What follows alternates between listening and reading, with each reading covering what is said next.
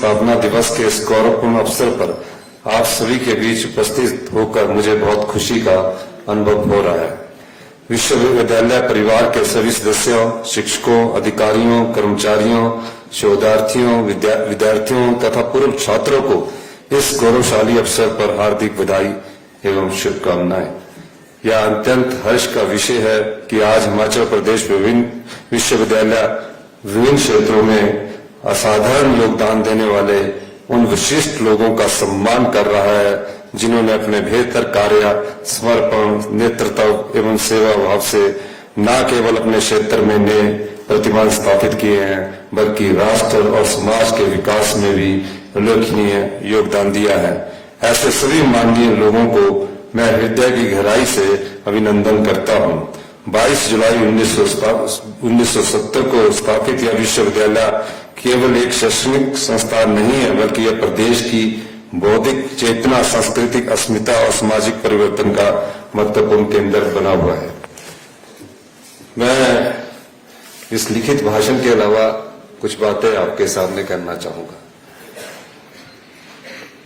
तकरीबन अपने जीवन के 8 वर्ष मैंने इस विश्वविद्यालय में बिताए हैं और यही ऑडिटोरियम था और यही पूरा सभागार था और महावीर जी भी उस विश्वविद्यालय में जब मैं पढ़ता था इसी विश्वविद्यालय के छात्र थे। बीके वर्मा जी भी इस विश्वविद्यालय के छात्र थे। 8 वर्षों का लंबा अनुभव मैंने इस विश्वविद्यालय में प्राप्त किया। राजनीतिक जीवन की शुरुआत मेरे इस विश्वविद्यालय में जब मैं लॉ में एडमिशन लिया, डीआर के रूम में मैंने यहाँ चुनाव लड़ा। हालांकि मैं एनएसयूआई का स्टेट का प्रेसिडेंट था, लेकिन हम कभी यहाँ चुनाव नहीं जीते और चुनाव हमेशा जो लोगों के बीच बने रहते हैं वो लोग जीतते हैं। लेकिन एक बात की खुशी थी कि जब हमें पहली बार यहाँ सबसे ज्यादा वोट पड़े तो हमें बहुत खुशी और बहुत आनंद अनुभव हुआ। और जब भी हमारा कोई सांस्कृतिक कार्यक्रम होता था, क्योंकि सभी छात्र संगठन यहाँ अपना सांस्कृतिक कार्यक्रम करते थे, चाहे वो एसएफआई है, चाहे एबीवीपी है, चाहे एनएसयूआई है, और जो हमारा सांस्कृतिक कार्यक्रम में सबसे ज्यादा प्रशंसा हमारी हुआ करती थी कि बहुत अच्छा सांस्कृतिक कार्यक्रम हुआ, पूरा ऑडिटोरियम भरा हुआ करता था। और जब चुनाव का परिणाम घोषित होता था तो हम तीसरे नंबर पर ही रहते थे। लेकिन सीखने को बहुत कुछ मिला। अभी मैं प्रोफेसर महावीर जी की बात सुन रहा था। उन्होंने कहा कि इस विश्वविद्यालय की ताकत क्या है। इस विश्वविद्यालय की ताकत ये है कि आज आप वाइस चांसलर की कुर्सी पर बैठे हैं और मैं मुख्यमंत्री की कुर्सी पर बैठा हूं।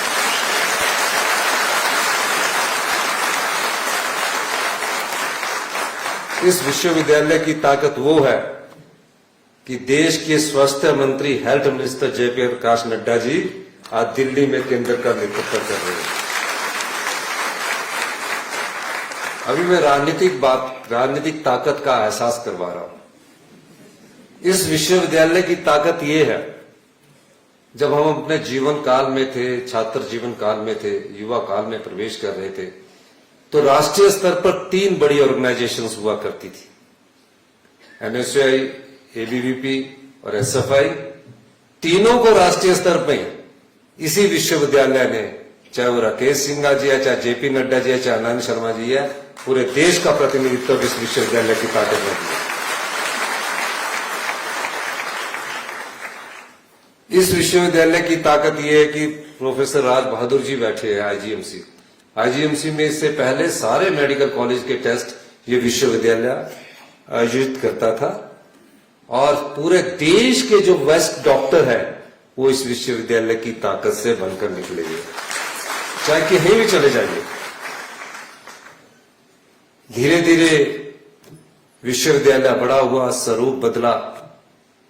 पूरे विश्वविद्यालय में पूरे हिमाचल प्रदेश के छात्र छात्राएं हुआ करती थी और विश्वविद्यालय में एक सीखने का मौका मिलता था। मैं कह सकता हूं जिन लोगों ने जिस भी चीज को अपने जीवन में चुना होगा और जिस भी लक्ष्य को तय किया होगा वो इस विश्वविद्यालय की ताकत में हर जगह उच्च पद पर ही होगा।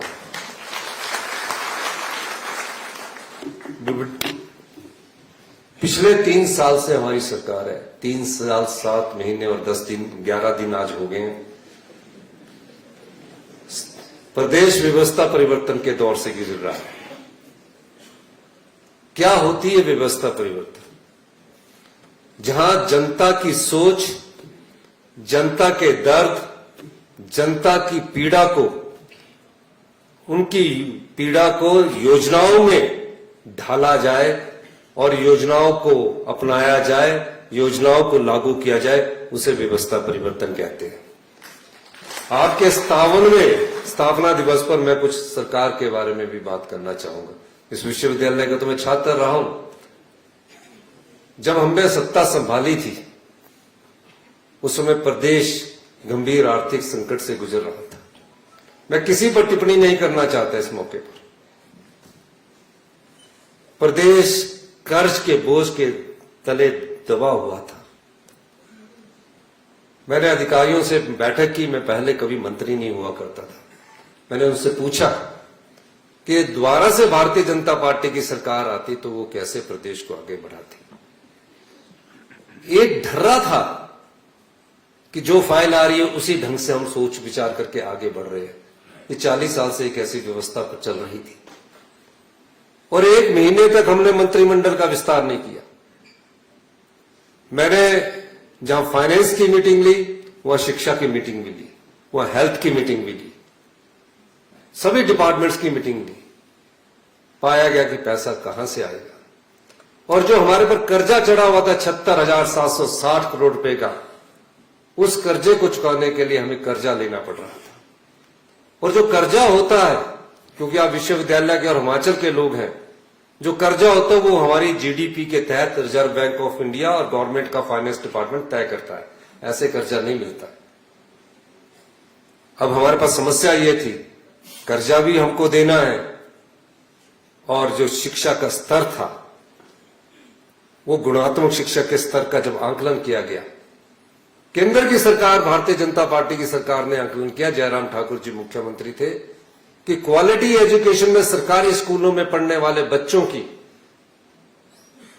जो क्वालिटी एजुकेशन है पूरे देश में हम 21वें स्थान पर है। जब आपका आधार ही मजबूत नहीं होगा, जब आपकी नींव ही मजबूत नहीं होगी, आप किस प्रकार से साइंटिस्ट पैदा कर सकते हैं, किस प्रकार से डॉक्टर पैदा कर सकते हैं। क्वालिटी एजुकेशन में 21वें स्थान पर। 5वीं का बच्चा दूसरी की किताब नहीं पढ़ सकता था। चुनावों से पहले हर एक राजनीतिक दल चुनाव जीतने के लिए कई घोषणाएं करता है। इसी प्रकार पिछली सरकार, भारतीय जनता पार्टी की सरकार ने 600 शिक्षा संस्थान खोल दिए। नियुक्तियां नहीं हुई, लेकिन नोटिफिकेशन हो गई। आज तक कोई एक स्कूल बंद करने की हिम्मत नहीं दिखा सकता था। मैंने पूछा कि 600 स्कूल खोलने हैं, सरकारी क्षेत्र में खोलने हैं, टीचर कहां है, प्राइमरी टीचर कहां है, आधार को मजबूत करना है। कहा कि जिस दिन हम स्कूल बंद करेंगे जनता हाहाकार मचा देगी। मैंने उनसे कहा कि हम सत्ता में 5 साल के लिए सत्ता सुख भोगने के लिए नहीं आए हैं, व्यवस्था परिवर्तन करने के लिए आए हैं। जहां एक स्कूल बंद करने पर विपक्षी दल और दूसरे लोग, गांव के लोग हाहाकार कर देते थे, हमने 550 स्कूल बंद किए और शिक्षा की गुणवत्ता पर ध्यान दिया। क्या फायदा हुआ? 3.5 साल बाद उसी केंद्र की सरकार ने हमारे सरकारी स्कूल में पढ़ने वाले बच्चों का आंकलन किया। आज मुझे गर्व से कह सकता हूं मैं कि 3.5 साल बाद जब आंकलन हुआ तो हम 21वें स्थान से नीचे उतरकर 5वें स्थान पर आए। ये शिक्षा की गुणवत्ता में सुधार है। पहली कक्षा से हमने इंग्लिश शुरू किया, डे बोर्डिंग स्कूल की दिशा में आगे बढ़े, क्वालिटी एजुकेशन की तरफ ध्यान दिया। सरकारी स्कूल में पढ़ने वाले बच्चों के लिए हमने एक्सपोजर टूर का आयोजन किया, उन्हें हमने विदेश भेजा। अभी टेक्निकल एजुकेशन के बच्चों को विदेश भेजेंगे, अगर साइंस और यहां एचपी यूनिवर्सिटी के बच्चों को भी हम भेजना चाहते हैं ताकि वो देखें और जाकर सीखें। घूमने से ज्यादा ज्ञान मिलता है, पढ़ने से ज्यादा। अगर आप किताबें पढ़ते रहोगे तो एकेडमिशियन अच्छे बन सकते हो, लेकिन नॉलेजेबल आपको घूम के और अनुभव से आएगी। शिक्षा के क्षेत्र में बदलाव देखकर हमने सीबीएसई स्कूलों की शुरुआत की। और सीबीएसई स्कूलों को हमने क्या कहा, एक सेंटर स्कूल लेने के लिए बार बार चक्कर काटने पड़ते थे। हमने 150 सीबीएसई स्कूलों की शुरुआत की। और सीबीएसई स्कूलों की शुरुआत करने के बाद देखिए, जिन सरकारी स्कूलों से ड्रॉप आउट धड़ाधड़ हो रहा था, 24,000 बच्चे इन सीबीएसई स्कूलों में पढ़ने के लिए तैयार हो गए। मैं बच्चों से इंटरेक्शन करने नेरवा स्कूल गया। मैं भी सरकारी स्कूल में पढ़ा हूं, गवर्नमेंट स्कूल छोटा शिमला में इंटरेक्शन की। मुझे देखकर इतनी खुशी हुई कि नेरवा स्कूल के बच्चे और गवर्नमेंट स्कूल के बच्चे वो सवाल पूछ रहे हैं जिनका उन्हें भविष्य की चुनौतियों में सामना करना है। आज बात ये नहीं है, बात है कि सरकार परिवर्तन के दौर से गुजर रही है, तो उसमें सबसे ज्यादा किसी का योगदान होता है तो वो शिक्षक का होता है। और शिक्षक कहां से निकलते हैं? इसी महाविद्यालय से बड़े बड़े शिक्षक निकले हैं, बड़े बड़े आज ब्यूरोक्रेट्स इसी महाविद्यालय से निकले हैं, और बड़े बड़े जज इसी महाविद्यालय की ताकत से निकले हैं, जो आज हिमाचल हाईकोर्ट का भी प्रतिनिधित्व कर रहे हैं। अब कैसे शिक्षा में परिवर्तन किया जाए? पैसा है नहीं, लेकिन फिर भी हमने प्रदेश को आत्मनिर्भर बनाने की दिशा में फैसले लेना शुरू किया। आज जहां 150 सीबीएसई स्कूल है, कहा कि इन पुराने टीचरों का तो हम टेस्ट लेंगे ही, और हमने अभी एक कैडर को शिफ्ट किया। हमने कहा कि अब जो बच्चे इन स्कूलों में पढ़ाएंगे सीबीएसई में, उसमें टीचर फिजिक्स रखा जाएगा, टीचर इंग्लिश रखा जाएगा, टीचर मैथमेटिक्स रखा जाएगा। हमने उसकी क्वालिटी को ध्यान देते हुए हमने पूछा कि असिस्टेंट स्टाफ टीचर की नियुक्ति करनी है। हमने टीचर इंग्लिश और मैथ का रिजल्ट जब निकाला तो मुझे खुशी इस बात की कि 84% वाले बच्चे से लेकर मिनिमम मेरिट 70% रिटन टेस्ट की गई, सबको हमने नियुक्तियां भी दे दी। और कौन लोग थे वो? जिसने बीए में इंग्लिश की है और बीए में उसके 50% होने चाहिए और सब्जेक्ट में 50% होने चाहिए, और एमए इंग्लिश की है, एमए इंग्लिश में उसके 55% होने चाहिए और बीएड में उसके 50% होने चाहिए, वही एलिजिबल होगा। इसी तरह मैथ का भी ऐसे ही परीक्षा लेगी राज्य चयनियों से, सबके सब सिलेक्ट हुए और अच्छा पढ़ा रहे हैं। अभी और टीचरों की हम नियुक्ति करने जा रहे हैं। हायर एजुकेशन में कैसे बदलाव हो? हायर एजुकेशन के बाद जो हमारे पीएचडी करने वाले हैं, पोस्ट ग्रेजुएशन करने वाले हैं, किस प्रकार की शिक्षा उनको मिले, उस दिशा में हमारी सरकार ने सोचना शुरू किया।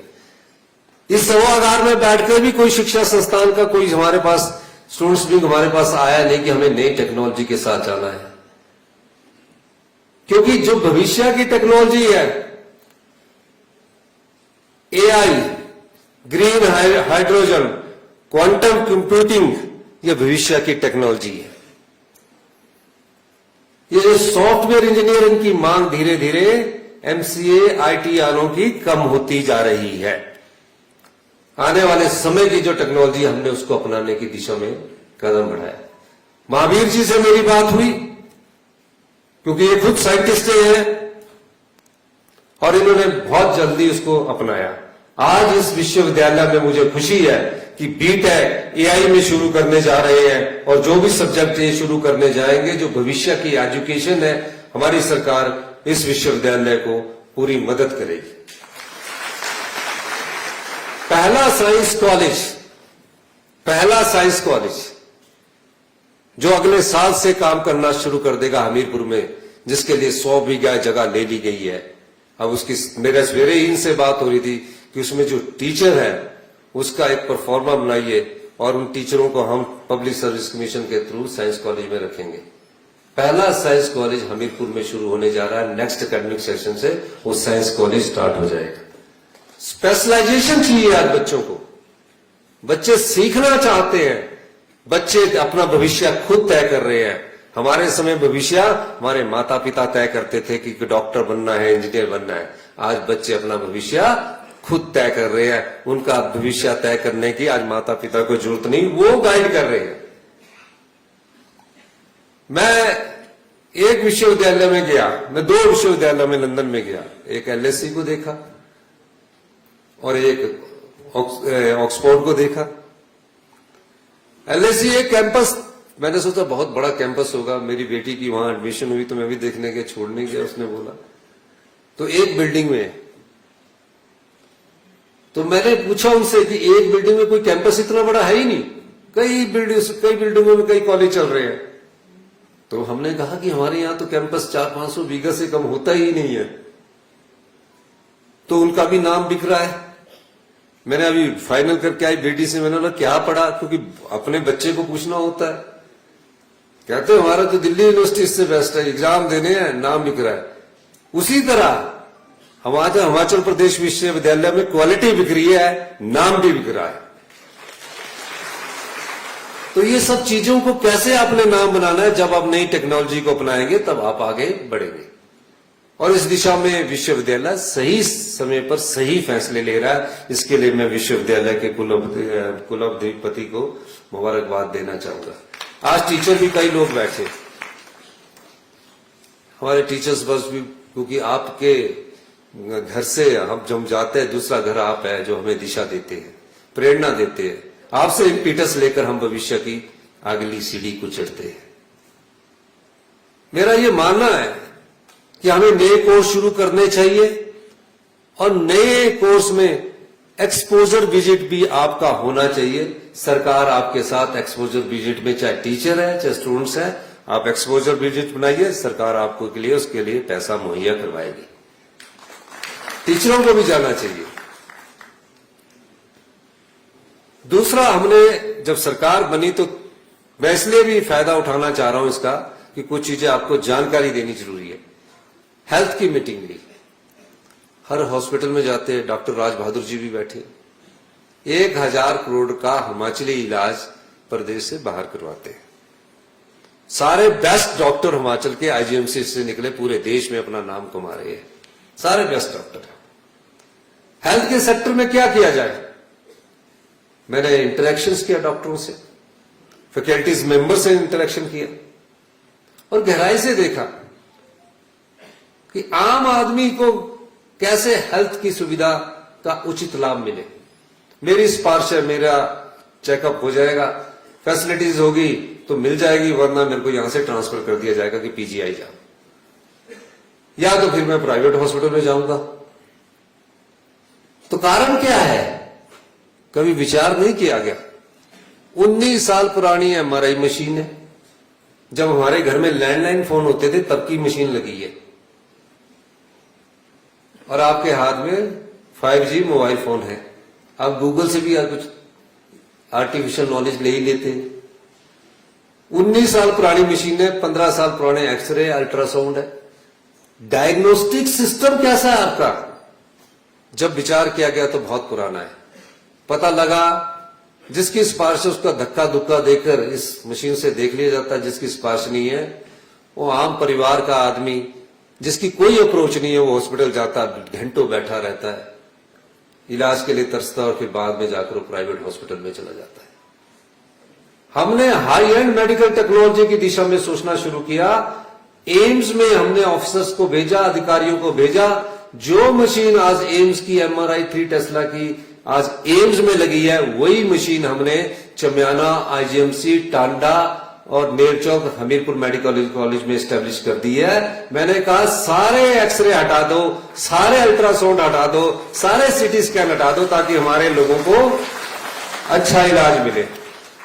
फिर मैंने पूछा कि वेटिंग क्यों है, 3-3 महीने 4-4 महीने वेटिंग क्यों है।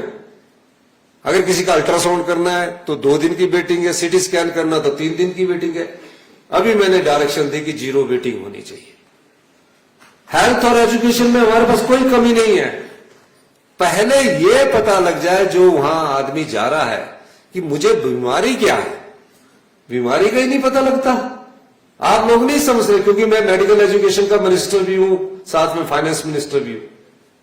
मुझे जब ये पता लग जाएगा मुझे ये बीमारी है, अगर मुझे वो 3 महीने बाद पता लगता है बीमारी क्या है और पता लगता है कि ये बीमारी तो बहुत बड़ी बीमारी बन चुकी है, इसका इलाज नहीं हो सकता, तो हम किस हालत में अपने आप को पाते हैं। हमने उसमें परिवर्तन किया। पूरे नॉर्दर्न इंडिया में और पूरे हिंदुस्तान में मैं कह सकता हूं, जो हाई एंड टेक्नोलॉजी मैं अब मेडिकल कॉलेज को स्टेज 1 में ला रहा हूं, क्योंकि दूसरी स्टेज में हमारे district hospital, zonal hospital, CSC वगैरह है, वो कहीं भी उपलब्ध नहीं होगी। और रोबोटिक सर्जरी मेरा खुद का इलाज है, रोबोटिक सर्जरी से 8 साल पहले हुआ। क्या है रोबोटिक सर्जरी? डॉक्टर को भी स्ट्रेस कम पड़ता है, सारा कंप्यूटराइज्ड है, डॉक्टर राज बहादुर बैठे हुए। मेरा नहीं मानना कि पंजाब, हरियाणा जो अपने आप को बड़े डेवलप स्टेट करते हैं, 5 मेडिकल कॉलेज में रोबोटिक सर्जरी होगी। हिमाचल के 5 मेडिकल कॉलेज में हमने रोबोटिक सर्जरी शुरू कर दी है। रोबोटिक सर्जरी अगर आप 40s में करवाओगे, प्राइवेट में करवाओगे, तो आपसे 4 से 5 लाख रुपया लगेगा। कोई कट नहीं होगा। एक्यूरेसी, प्रिसीजन सबसे एक्चुअल है, कोई डरने की बात नहीं है। गायनी के ऑपरेशन होने हैं। गायनी के पिछले दिनों हड़ताल हुई, मैंने बोला कि आप रोबोटिक सर्जरी करना चाहते हैं कमला नेहरू से आईजीएमसी कैसे पहुंचोगे? हमने कहा कि हमने महिलाओं को अच्छा इलाज देना। यूरो की रोबोटिक सर्जरी हो रही है, 100% एक्यूरेसी में सारे पेशेंट, कैंसर तक के पेशेंट भी उसमें ठीक पाएंगे। 200 रोबोटिक सर्जरी हमारी चमियाना में हो चुकी है, 100 के करीब यहां हो चुकी है। रोबोटिक सर्जरी के लिए हमने रोबोटिक सर्जन के लिए एडवर्टाइजमेंट किया, पर हमारे हिमाचल प्रदेश के डॉक्टर ने बोला हम सीखेंगे। और मुझे खुशी है, जो रोबोटिक सर्जन 5 से 6 लाख में आ रहा था, आज हिमाचल प्रदेश के वही डॉक्टर आज जो सरकारी जो पैसा मिल रहा उसमें वो इलाज करवा रहे हैं। सब जगह रोबोटिक सर्जरी से सही इलाज हो रहा है। जो रोबोटिक सर्जरी पर खर्चा 1,25,000 रुपए आ रहा है, हमारी सरकार आम आदमी के लिए 30,000 रुपए में रोबोटिक सर्जरी कर रही है, 80,000 रुपए की सब्सिडी दे रही है। इसलिए जो भी ये ऑपरेशन होने हैं, किसी प्राइवेट हॉस्पिटल में जाने की जरूरत नहीं, आप अपना ऑपरेशन यहां करवाइए, सब कंप्यूटराइज्ड है। आपको सामने बैठ के नजर आ जाएगा कि क्या चीज हो रही है। दर्द तक भी बहुत कम होता है और एक दिन में आप ठीक होकर जाएंगे। हाथ से काटने में राज बहादुर जी जाते कितना टाइम लगता है, क्या क्या चीजें होती है, ये सब चीजें आपके लिए। कृष्णा लैब है, पैथ लैब है, टेस्ट आ गया कि हाई ब्लड प्रेशर है, आपने उस टेस्ट पर विश्वास कर दिया, आपने हाई ब्लड प्रेशर की गोली खानी स्टार्ट कर दी। कोई ऐसे टेस्ट गलत आ गया, उस पर आपने और दवाई खानी स्टार्ट कर दी। क्या हुआ कि आपकी बॉडी मेडिसिन कंजम्पशन करती जा रही है। हमने बोला ये लैब्स काय को रखी, अपनी घर की लैब बंद कर दी। अभी हमने जो इंडिया में अभी लैब आई है, सिर्फ एम्स दिल्ली में आई है, मैंने उनके लिए 5 लैबों के लिए चमियाना, आईजीएमसी, नेरचौक, मंडी के लिए 125 करोड़ रुपए से खरीद किए कि ये हाई एंड लैब इस दिसंबर तक लग जानी चाहिए। ये नहीं कि उसमें आदमी का काम नहीं है, उसमें पैथोलॉजी के डॉक्टर का काम होगा। वो सिर्फ आप ब्लड के 3-3, 4-4 सिरिंजे डाल के ट्यूब में खून भर लेते हैं, फिर देखते हैं कि 1 टेस्ट हुआ, 2 टेस्ट हुआ, 3 टेस्ट हुआ, एक ही आपके ट्यूब में होगा और आपको एक्चुअल पता लग जाएगा। उसको आप चैलेंज कर सकते हैं, कहीं गलत ना हो, कि आपकी बॉडी में क्या चेंजिंग आने वाले, आप क्या खाते हैं, किस प्रकार की दवाई खाते हैं, किस प्रकार की दवाई लिखी जाती है। ये चीजें को कभी आपने स्टडी नहीं किया। आपने तो सिर्फ ये स्टडी किया कि मैं किसी तरह ठीक हो जाऊं और मैं किसी तरह ठीक होकर अपने घर वापस आ जाऊं। जिसकी एंटीबायोटिक लग गई, एंटी एलर्जी लग गई, कोई दवाई मेडिसिन लग गई, तो आप ठीक हो गए। आगे कहा डॉक्टर अच्छे, बहुत अच्छा, डॉक्टर अच्छे होते हैं, लेकिन अगर टेक्नोलॉजी से अपग्रेड नहीं करोगे तो वो आप पिछड़ जाओगे। हमने कहा कि क्या मिल रहा है यहां, हिमाचल की जनता खा क्या रही है 75 लाख जनता में। क्यों कैंसर के सबसे ज्यादा पेशेंट नॉर्थ ईस्ट के पास पॉपुलेशन के आधार पर हिमाचल प्रदेश में हो रहे हैं, किसी ने नहीं स्टडी किया। इस सबको समझने को और योजना लाने के वही व्यवस्था परिवर्तन कहते हैं। हमने कहा अब जो मेडिसिन बिकेगी आने वाले 4 महीनों में, जो एक्सपोर्ट होती है, अगर आप लंदन में पैरासीटामोल खाओगे तो 2 गोली से ठीक हो जाओगे, यहाँ 5 दिन, 5 के बाद दूसरी दवाई चेंज, 10 दिन। मैं डॉक्टर साहब ये इसलिए कह रहा हूं कि मैंने अनुभव प्राप्त किया। तो उसके बाद अब हम मेडिकल एजुकेशन में जो मेडिसिन है वो डायरेक्ट कंपनी से लेने जा रहे हैं। टांडा में एक केस हो गया, एक डॉक्टर के पास स्टंट डालने हैं, एक डॉक्टर के पास स्टंट डालने हैं, 2 करोड़ के स्टंट उसकी अलमारी में पड़े हुए। ये हाल अगर मेडिकल सिस्टम का है, मैं इसलिए नहीं कह रहा, मैं किसी पर दोष नहीं देना चाह रहा, लेकिन जो आम आदमी जाता, आप जैसा आदमी जाएगा, वो तो सिर्फ बचने जाएगा, इस समय मेरा केयर कर लो। लेकिन क्या हो रहा है, इन सब चीजों की तरफ हमारी सरकार ने ध्यान देना शुरू किया। और मैं कह सकता हूं कि आने वाले समय में ये निश्चित तौर पर बदलाव से हिमाचल प्रदेश आत्मनिर्भर बनेगा और 2032 में education, health, rural economy, tourism और सोशल सिक्योरिटी और data science, machine learning, AI, इसमें हम इंडिया में नंबर 1 होंगे। ये बदलाव है। सरकारें आती है जाती है, मुख्यमंत्री आते हैं जाते हैं, लेकिन जब तक जो व्यक्ति सत्ता की कुर्सी पर बैठा होता है उसे अपने लिए तो योजनाएं मिल जाएगी, हमारे लिए योजनाएं मिल जाएगी, हमें तो चाहे हेलीकॉप्टर में उठाकर भी ले जाएंगे, मंत्रिमंडल के सदस्यों को भी हेलीकॉप्टर में उठा के ले जाएंगे, ब्यूरोक्रेसी को भी उठा के ले जाएंगे, लेकिन आम आदमी की सोच को हम आगे लेकर उनकी भलाई के लिए हम कार्य कर रहे हैं। यही नहीं, अभी कई चीजों में और परिवर्तन हो रहा है। हमने कहा, आपको मैं छोटा सा उदाहरण देना चाहता हूं। पहले बुकिंग हिमाचल भवन, हिमाचल सदन, पीडब्ल्यूडी के रेस्ट हाउस में वीआईपी के लिए होती थी।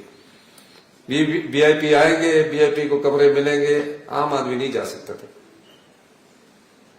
और इतना अच्छा था कि वीआईपी ही रहेगा, पूरा दिन रेस्ट हाउस खाली रहेगा, आम आदमी नहीं वहां रह सकता था।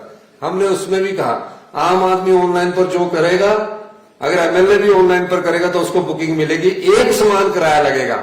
एमएलए को तो 100 रुपया लगता था और बाकी को 1200 रुपया लगता था। हमने कहा एक समान लगेगा। अभी हमने द्वारका निकेतन बनाया, यूनिवर्सिटी के दिनों का मुझे ख्याल था, अभी द्वारका निकेतन बनाया। मैं उसमें, हम विश्वविद्यालय में पढ़ते थे, कोई कार्यक्रम होता था तो हमें कमरा ही नहीं मिलता था, क्योंकि कमरे एमएलए मंत्रियों को नाराज होते थे, चाहे कोई भी स्टूडेंट्स विंग का आदमी जाता था।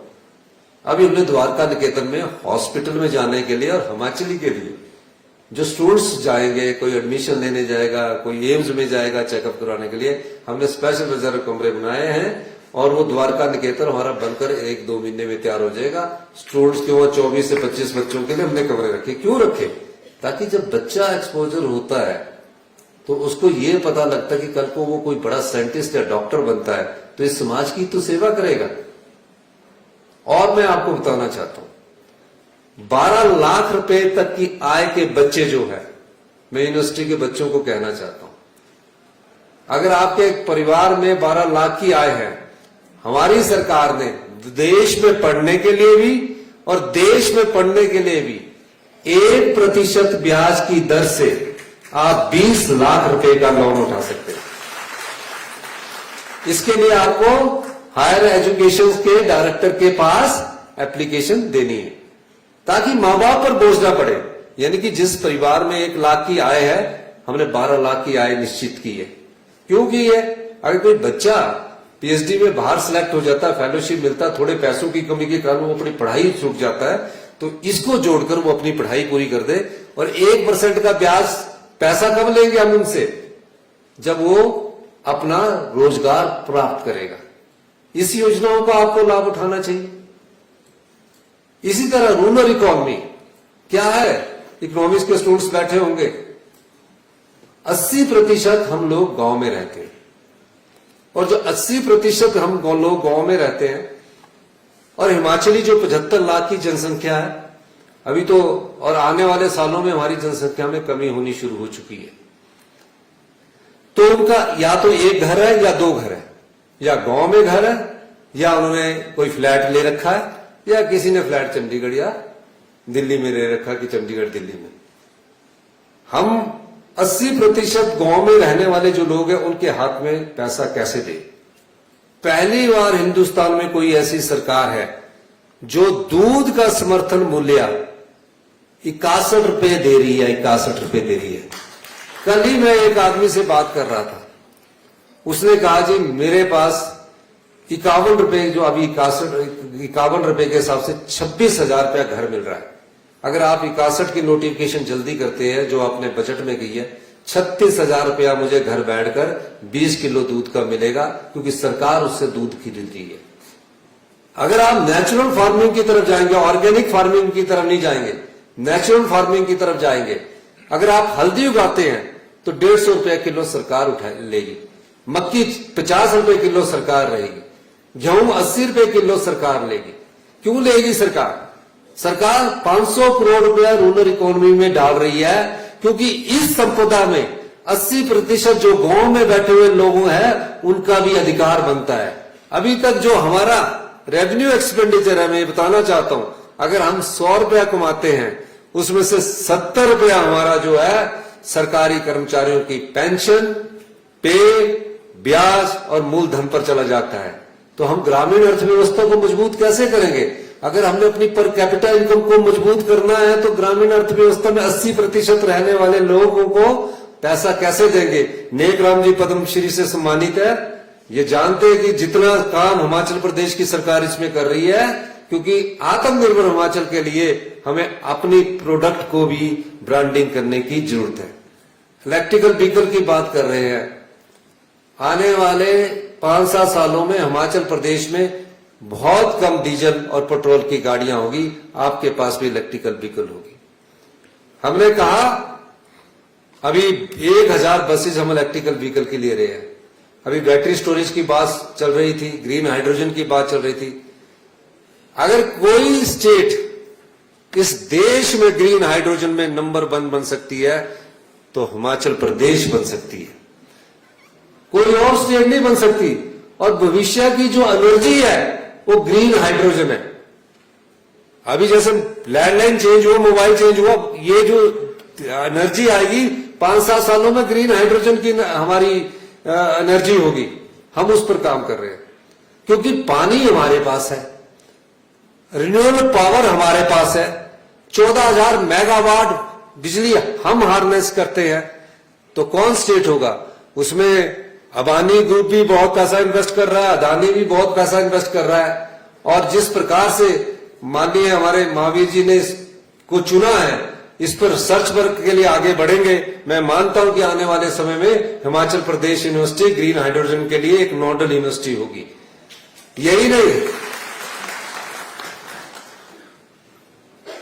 अब जो बैटरी स्टोरेज है, बिजली को स्टोर करने के लिए, कर्नल साहब बैठे हैं, लेफ्टिनेंट जनरल देवेंद्र शर्मा जी आए थे। जियो थर्मल का पहला हिमाचल प्रदेश की सरकार के सहयोग से जो मीट को सुखाने का है वो आपका पू में लगा। और इस बार पू में जितना भी पानी है वो जियो थर्मल के माध्यम से आपको उपलब्ध करवाया जा रहा है, आपके सारे कमरों को गर्म करने के लिए उपलब्ध करवाया जा रहा है। तो जितने भी प्रोजेक्ट है जियो थर्मल के, वो हिमाचल प्रदेश की सरकार के सहयोग से बढ़ रहे हैं। ये नई दिशा में बढ़ते हुए हिमाचल के कदम है। अभी जो बैटरी स्टोरेज आएगी, जो साइंस के स्टूडेंट बैठे हैं, एसीसी में बहुत काम हो रहा है, एडवांस केमिस्ट्री सेल्स में बहुत काम हो रहा है। आने वाले समय में बिजली को भी स्टोरेज करके रखा जाएगा। और अब स्मार्ट मीटरिंग आपके हो गई है। स्मार्ट मीटरिंग से आपके मोबाइल पर यह पता लग जाएगा कि आज मैंने कितने यूनिट बिजली का कंज्यूम किया है। ये सब चीजें आपके भविष्य को उज्जवल बनाने के लिए है। इसीलिए मैं आपसे बार बार कहा है कि हम आपके अधिकारों की लड़ाई लड़ रहे हैं। हमारे पास बहता हुआ पानी, बहता हुआ सोना है, जिसको एनटीपीसी, एसजेवीएनएल, एनएचपीसी ने तो शोषण कर लिया उसका। अब देखिए विडंबना देखिए, केंद्र सरकार ने हमारी आरडीजी बंद कर दी, यानी कि साल का 8 से 10 हजार करोड़ रुपया जो आज से पहले आता था वो बंद कर दिया। 1952 से आरडीजी इस प्रदेश को 8 से 10 हजार करोड़ रुपया मिल रही थी, रेवेन्यू डेफिसिट ग्रांट।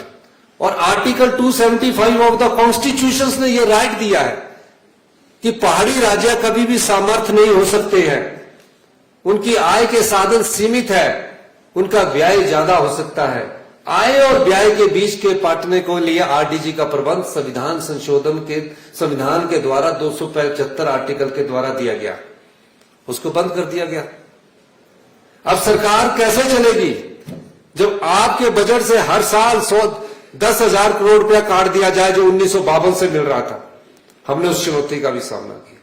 हमने कहा हमें तुमसे भीख नहीं चाहिए, लेकिन हमें हमारा अधिकार चाहिए। आरडीजी कोई सरकार का अधिकार नहीं है।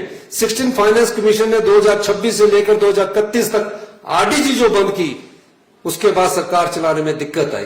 फाइनेंस सेक्रेटरी ने हमारी आपके पास प्रेजेंटेशन दी, लेकिन मैंने कहा इस चुनौती को भी हमने जीतना है। और मैं आज दावे के साथ कह सकता हूं, मैं केंद्र सरकार के पास गया, आपने आरडीजी बंद की, ठीक है। हमने कहा कि हमने इकोलॉजिकल सर्विसेज के रूप में 90,000 करोड़ रुपए की सर्विसेज हम पूरे देश को, पूरे नॉर्थ इंडिया को देते हैं। ये survey Indian Institute of Forest Management ने किया है, भारत सरकार की एजेंसी है। अब 90,000 करोड़ रुपए हमें हर साल में इकोलॉजिकल सर्विसेज के रूप में दीजिए। 5 नदियां हिमाचल से बहती है, ग्लेशियर्स को बचाने का दायित्व हमारा है। नदियों से जो तबाही आपदा के समय, बरसात के समय होती है, उसको सहन हम हिमाचल प्रदेश करता है, और आप हमें कोई पैसा पीडीएनए के रूप में भी नहीं देते।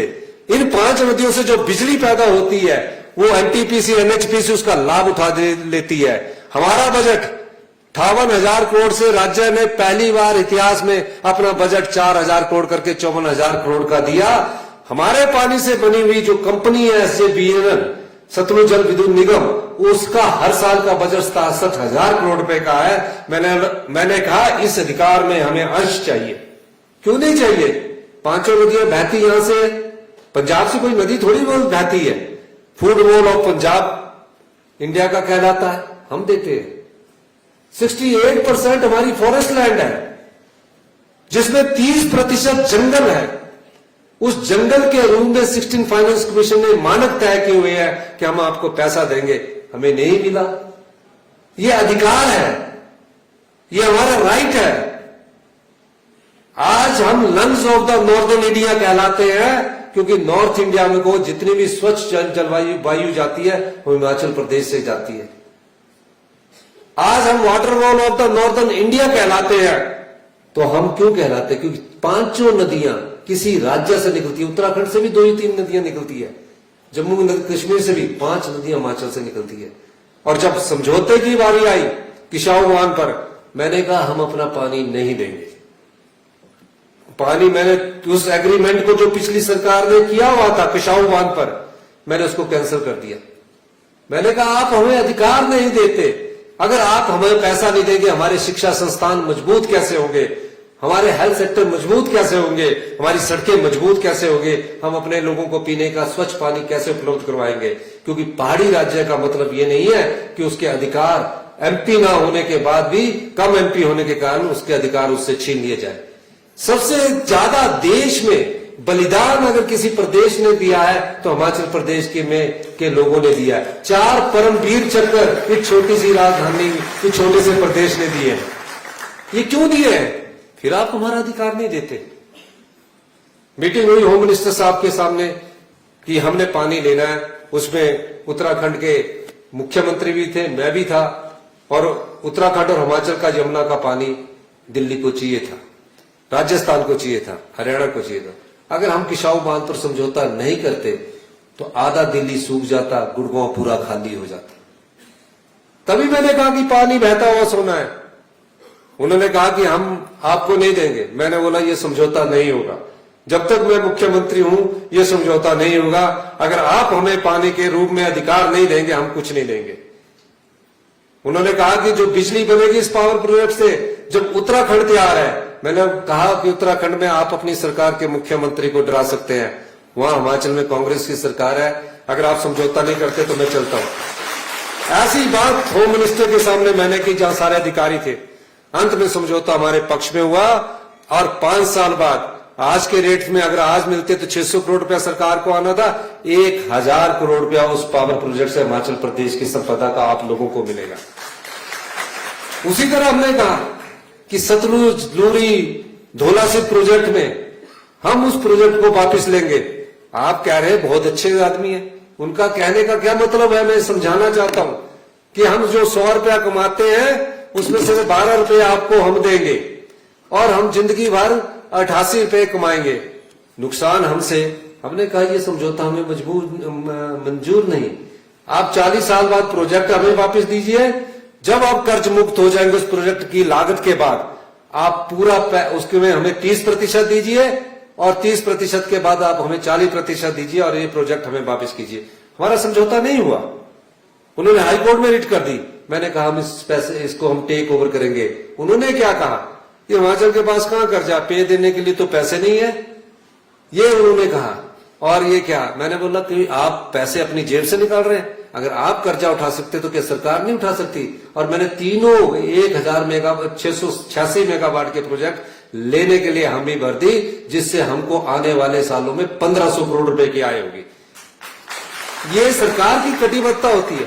वाइल्ड फ्लावर हॉल है, एक होटल है आपको, हमने 3.5 साल में कैसे संपदा को बचाया।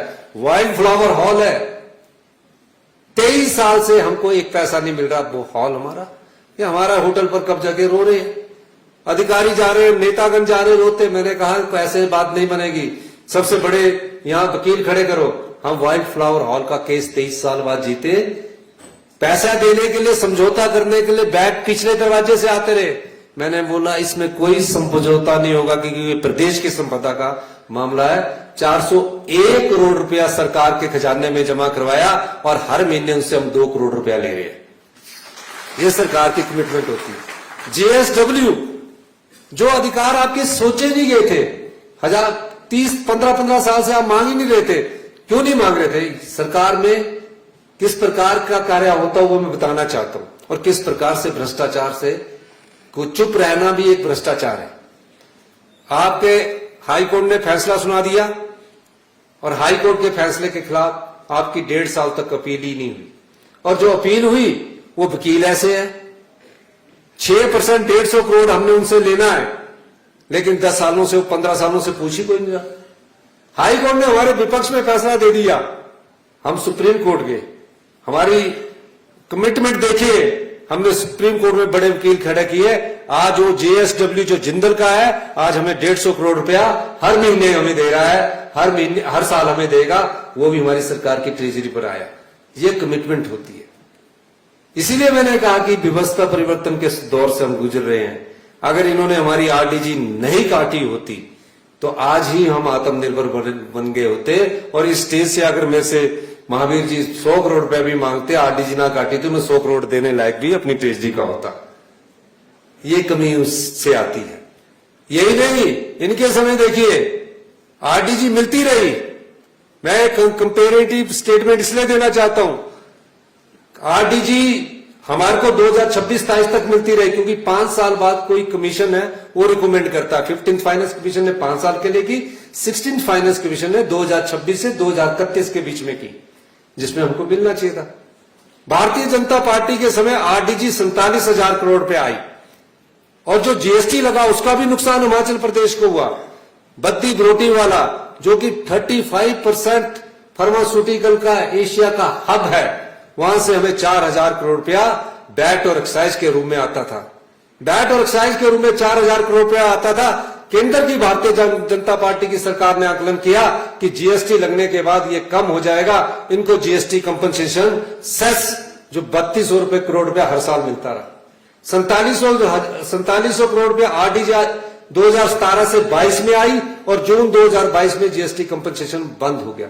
60,000 करोड़ रुपया हमारी सरकार से ज्यादा मिला। अगर ये 60,000 करोड़ रुपया हमें इस समय मिला होता तो आज प्रदेश कर्जा मुक्त होता। उसके अलावा इन्होंने और कर्जा ले लिया सिर्फ चुनाव जीतने के लिए।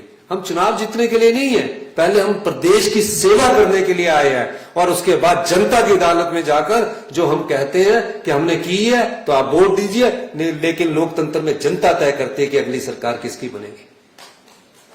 इसके अलावा 5,000 बीघा की जगह 5,000 बीघे की जगह 5,000 बीघा जगह कस्टमाइज पैकेज के नाम पर बड़े उद्योगपतियों को दे दी। कैसे दे दी? एक नया शहर बद्दी में नालागढ़ के सामने बस सकता था। आज हमारे लोग चंडीगढ़ में फ्लैट 80 लाख, 1 लाख करोड़, 1.25 करोड़ का खरीद रहे हैं। हमारी 5,000 बीघे की संपदा जिसमें कोई रजिस्ट्रेशन फीस नहीं ली गई, यानी कि आप अपने फ्लैट की रजिस्ट्री करवाने जाते तो 6% गवर्नमेंट की ट्रेजरी में आता है, उनसे वो भी नहीं लिया गया। कहा आपको जिंदगी भर के लिए 1 करोड़ की लीज पर 5,000 रुपया बीघा जगह दे दी। ये संपदा को बंटवारा लुटाया है पिछली सरकार ने। 1,000 करोड़ की बिल्डिंगें बना दी, खाली पड़ी है बिल्डिंगें। कहां चलाऊं, कौन सा इंस्टीट्यूशन लाऊं? 75 लाख की जनसंख्या की हम हेल्थ में और शिक्षा में अगर हम अच्छा कर सके, यही बहुत बात है। 1,000 करोड़ की खाली बिल्डिंगें पड़ी, इतनी सुंदर बिल्डिंगें बनी हुई है। हमने कहा कि प्राइवेट इंस्टीट्यूट कोई चाहना चाहता आए, वो भी नहीं आ रहे। कहां कहां बिल्डिंगें बना दी, धर्मपुर में इतनी बड़ी बिल्डिंग बना दी हुई है, खाली है। अब हम धीरे धीरे इन बिल्डिंगों का कैसे यूटिलाइजेशन करना है, उस दिशा में आगे बढ़ रहे हैं। मेरा सिर्फ आज इस मौके पर, जहां राजनीतिक बात नहीं थी, लेकिन मैं आज इस मौके का फायदा उठाकर आपसे कहना चाहता हूं, जो शिक्षक बैठे हैं उनके सामने भविष्य की चुनौतियों का सामना करने वाले छात्र बैठे हैं। उन छात्र को जो दिशा आप देंगे, वो निश्चित तौर पर इस प्रदेश की संस्कृति और जो आपकी शिक्षा ग्रहण करके आगे जाएंगे, वो हिंदुस्तान में अपना नाम कमाएंगे। ये विश्वविद्यालय की ताकत से होता है। दूसरा, आप विश्वास रखिए, जिस प्रकार का बदलाव हो रहा है, जिस प्रकार की व्यवस्था परिवर्तन हो रही है, जिस ट्रांजिशन के दौर से हिमाचल प्रदेश गुजर रहा है, 2027 में हम आत्मनिर्भर बनेंगे। 2032 में हिंदुस्तान के सबसे समृद्धशाली और अमीर राज्य बनेंगे, जहां आप गर्व से जाकर कहेंगे कि मैं हिमाचल प्रदेश से आता हूं, जो हिंदुस्तान का सबसे समृद्धशाली और अमीर राज्य है। इस प्रकार का बदलाव हिमाचल प्रदेश में होने जा रहा है। ये सिर्फ भाषण नहीं है, ये सिर्फ कोरे शब्द नहीं है, ये नियमों में बदलाव करके, कानून बुलाकर एक दिशा तय की गई है, और इस दिशा के सारे हम आगे बढ़ रहे हैं। यही मैं आप लोगों के साथ कहना चाहता हूं। आप निश्चित तौर पर नए कोर्स शुरू कीजिए, हमारी सरकार आपको उसके लिए उचित धन उपलब्ध करवाएगी। और मैं इस अवसर पर, क्योंकि मैं 57 स्थापना दिवस पर आया हूं, और मैंने कई बार कहा है, मेरे से वाइस चांसलर साहब ने कहा है, मैं यहाँ जो अंडर ग्रेजुएट जो बीटेक के कोर्सेज आपके नए शुरू होंगे, उसके लिए मैं आपको विश्वविद्यालय में का पुराना छात्र होने के नाते भी 5 करोड़ रुपए देने की घोषणा करता हूँ। आपने मेरी बात सुनी, आपका बहुत बहुत धन्यवाद। जय हिंद, जय हिमाचल। एक बात मैं और कहना चाहूंगा, विजय स्टोक्स जी ने बहुत अच्छा कहा है। मैं जो भी आपने कहा है, जो भी फोक डांस के जो भी चीजें हैं, मैंने वाइस चांसलर साहब से बात की है, उसको हम सबको कैप्चर करेंगे, और आपके जो भी अनुभव है उन सबको एक यूनिवर्सिटी के जो हमारा कल्चरल सेंटर है पहाड़ी कल्चर का, उसमें सबको संजो कर रखेंगे। धन्यवाद। जय हिंद, जय हिमाचल।